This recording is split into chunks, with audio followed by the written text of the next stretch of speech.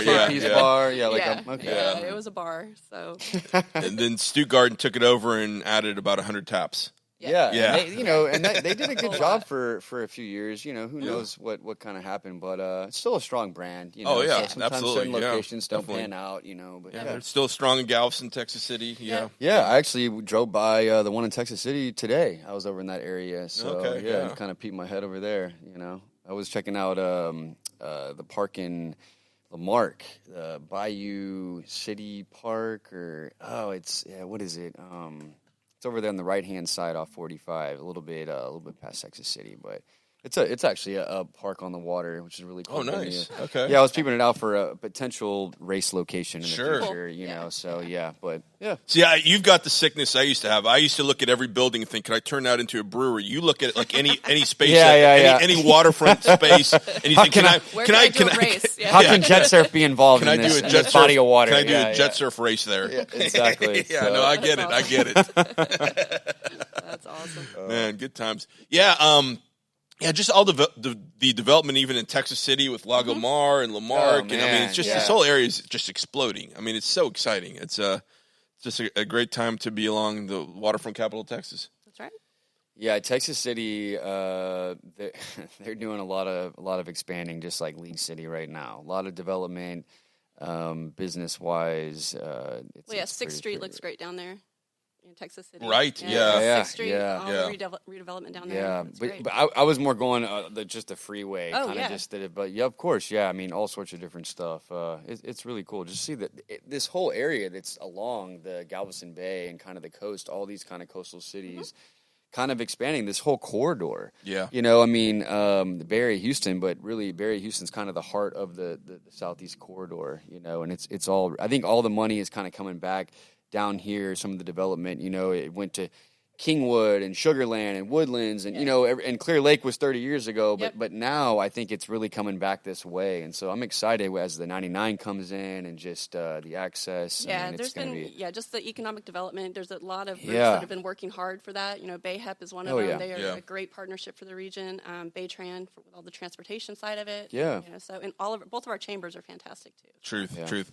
And what's interesting about what you're saying is, so I've known a lot of people to move out of this area because, like, when ExxonMobil, they used to be over on the west side on I-10, but then they built a new facility, over in the Woodlands. So some people moved out of here to the Woodlands. Now what's happening, and this is kind of new.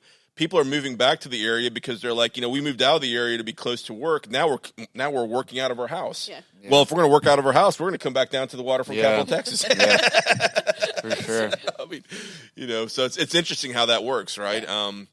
Yeah, because we have lost some people, and there's areas like the Woodlands kind of got a big push when Exxon, kind of relocated there, right? I mean, a lot of people that were commuting to the west side of town now, we're commuting north, and a lot of people that maybe that drive's not too bad from Clear Lake to the west side, but going all the way to Woodlands, I mean, that's like a 2-hour commute. drive. Yeah, It's a big forget town. that, right? Yeah. That's an ugly drive. Yeah, not good. So, So I guess that's one impact from the whole COVID thing is in everybody working from home. Yeah, interesting. So let's talk about some events coming up this week. Yeah, I was going right? to say, let's touch base on what's kind of going on around here. There's a ton of stuff. It's great. We had kind of a drought for a little while with no events. Things constantly being canceled. But I think we all kind of reached the point recently where we're like, we've got to do something. So Bay Area Houston Ballet and Theater, they're getting ready to launch their Nutcracker. Right. Their performances are the first 2 weekends in December. December, right? Yeah. Yeah, so I talked to Jill Reason today, and a couple of her shows are getting pretty close to being sold out. Awesome. So that's exciting. Oh, okay. The Sugar Plum Fairy Breakfast and Tea is this weekend. That's right. Yeah, That's always in advance. I don't know if Betsy's going Yeah, or not, yeah. but Actually, I need to remind her about that. It may have fallen off her radar, but yeah, for many years she'd take our daughter Gracie, and that's a really great event for everybody, but for moms and daughters especially, maybe, Yeah. or anybody. Yep, get all dressed up, meet the characters from the Nutcracker. But the breakfast is sold out, but this year they're doing 2 teas instead. So they're doing the breakfast in the morning on Saturday, and then they're doing a 2 o'clock tea on Saturday and a 2 o'clock on Sunday. Awesome. And they still have seats for that. So Jill wanted me to let everybody know. Yeah, Go of course. BAHBT.org and get your tickets. It's not too late. It's not You too may have late. missed out on the breakfast, but they've added other events. Yep. And then also Galaxy Lights kicked off at Space Center Houston this week. So that's open. I'm going to catch that this year. I Yeah, actually we did missed not. it last I missed it year. last year too. Yeah, me too. I'm actually a Yeah. little upset. I was Yeah. like, we're gonna go, and we weren't able to make it. Yeah, but- same thing with and us. Did they open it earlier this They year? opened it. So I yeah, think they kind of opened it, fast tracked I think, it a week early. Yeah, a week or two so- early. So yeah, it opened on the 14th. So it's open every night from 6 to 10.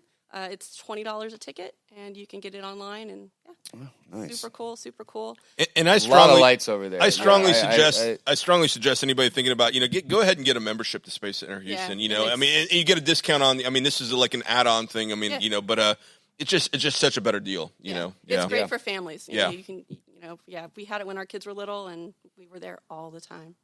And then also another thing that's coming up that I really get excited about every year: Lone Star Flight Museum. Yes. The Santa Claus comes in. Oh, on the that's right, and the Steerman, yeah. Yes. So I'm so excited about that. It's going to be the first 3 Saturdays in December from 11 to 1.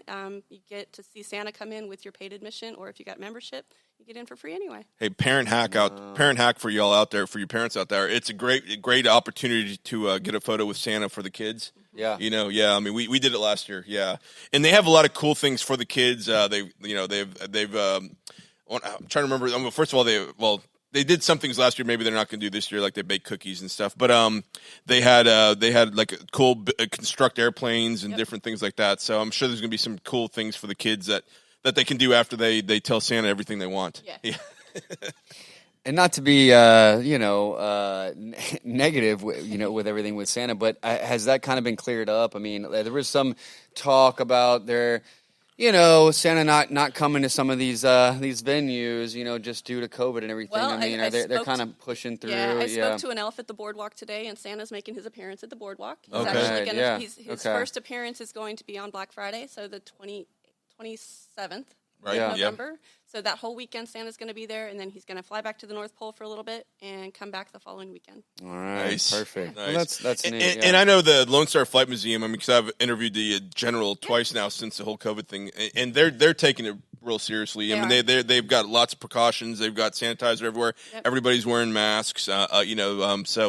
So it's a well thought out experience. Yeah. So I think they'll be pretty careful. The show must go on. For sure, Absolutely. sure. Yeah. Yeah, very cool. Yeah, that's going to be really, really neat. I think I might check that out this year. Yeah, so. you should. Yeah, You should. definitely. I don't make it over to the Lone Star Flight Museum enough, so I think I Man, need it to, is truly one of the treasures, one of the underrated and unknown treasures in this area that not enough people know about. Yeah. I mean, I'm a big fan of Ellington, and it doesn't tie so much into Weekends on the Water, but the new spaceport and all that. I mean, it's exciting stuff that's absolutely. going on. So it's part of it's, which does tie into just attractions in the area and things, But yeah. well, and as we, I know I talked about a couple things that happened at Lone Star Flight Museum on the show before. I mean, there's a lot of Navy airframes and different things. As a matter of fact, they've got a brand new. They've got the the airframe, the dive bomber that in honor of former President Bush, the first. It's actually in honor of him and the 2 people that were with him that passed away. In that mission during World War II, where he was rescued and his other 2 co-pilots passed away. But so there's so we claim it. Weekends in the Water, we claim it. We claim the Lone Star Flight Museum as a water-related Navy attraction. Sure. I love it, man. There you go. Whatever it takes to make it work, right? Yep. What else we got? Oh, let me see. Boardwalk is open on Thanksgiving Day as well as Christmas Day this year. So if you don't feel like cooking, 4 of their restaurants will be open. They have their rides and attractions open as well. Nice. The Christmas Boat Lane Parade. We can't Boom. forget about that. Right. That is the biggest thing on This the is lake. big. Yes. Gosh, it's like what, year number 58 or 59? 59. Okay, I think it's 59, I believe it. Impressive. I'm actually on the committee. We've been working hard to get that. I see people getting their boats ready Oh, yeah. the last couple of days. I've been yeah. catching people putting lights on them. Yep, so. and if anyone out there wants to register for the boat or register to be a sponsor of the event, just go to. I think I might sponsor it this year. I don't Right, know. yeah, you I'm should, thinking about it. I think you should talk to me. I can hook you Right, up. yeah. But yeah, so the boat parade's December 12th this year. It's always the second Saturday in December. Right. This year it's the 12th. Kicks off at 6:30 from Nassau Bay Lagoon and goes through the lake. Yeah. Awesome. Yeah. No, it's one of the really awesome events annually in this area. Yeah.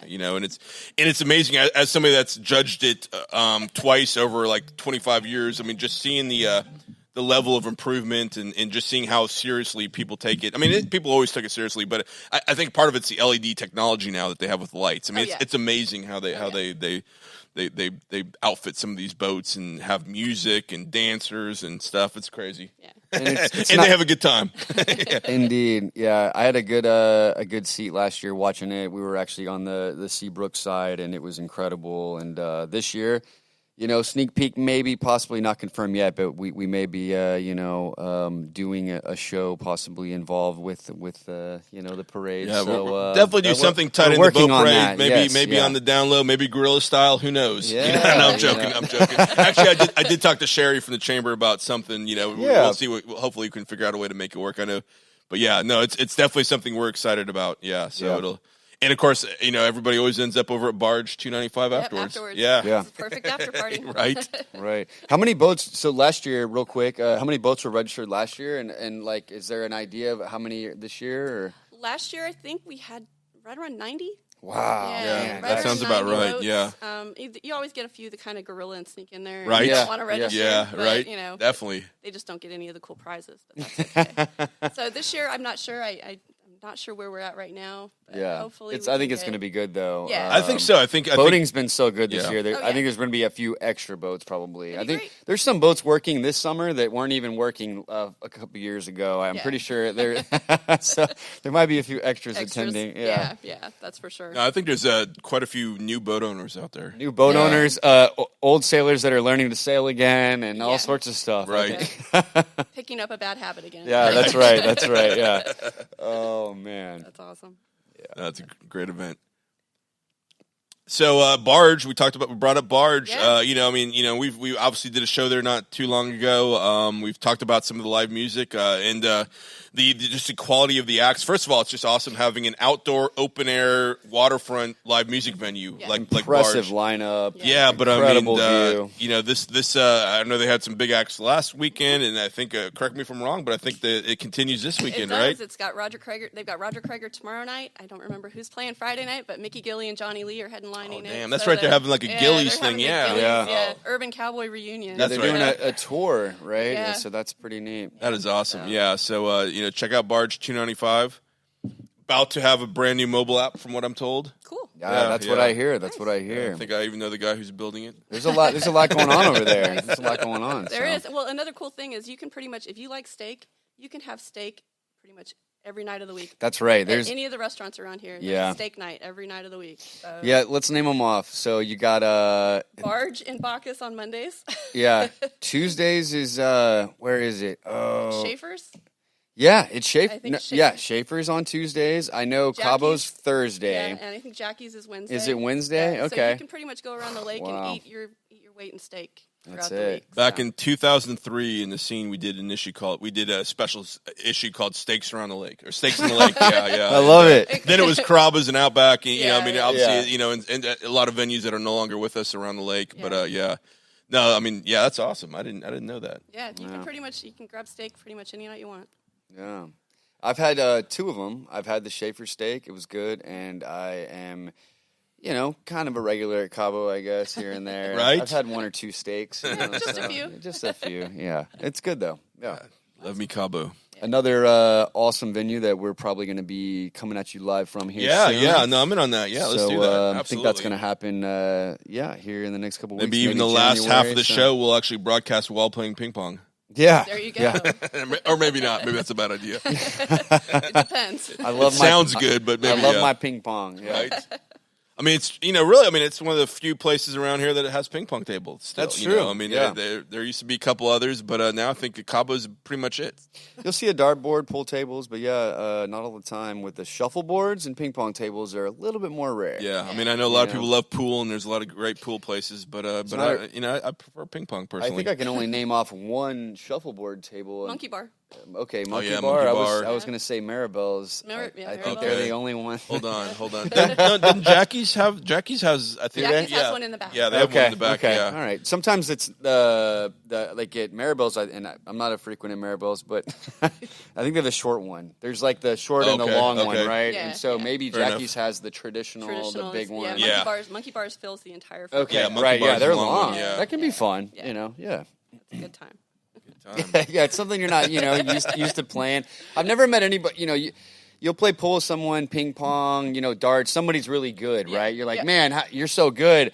I've never played shuffleboard where somebody was just like, wow, dude, you've been playing shuffleboard your whole